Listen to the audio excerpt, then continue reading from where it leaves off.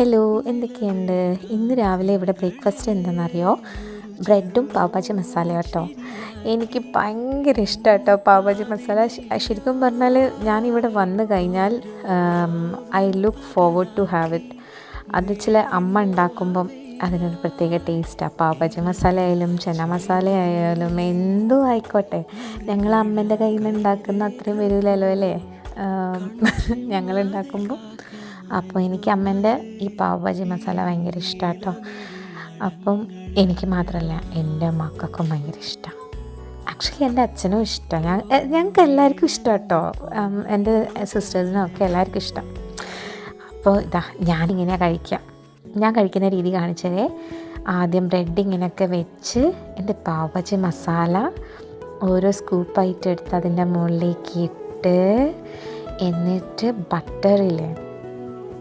Butter മെല്ലെ അതിൻ്റെ മുകളിലേക്ക് ഇട്ട് കൊടുക്കുവേ.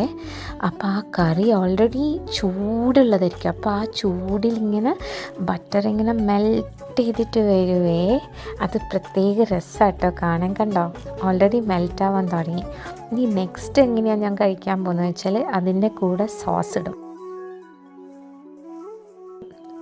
അതിൽ കുറച്ച് കൂടിപ്പോയി, പക്ഷെ സാരില്ല. അപ്പോൾ ഇങ്ങനെ തുള്ളിയായിട്ട് സോസ് ഇടുവേ. എന്നിട്ട് എന്ത് ചെയ്യുന്നറിയോ, ലൈം എടുത്തിട്ടൊന്ന് സ്ക്വീസ് ചെയ്ത് കൊടുക്കും. ഇതാണ് ശരിക്കും പറഞ്ഞാൽ കഴിക്കേണ്ട രീതി.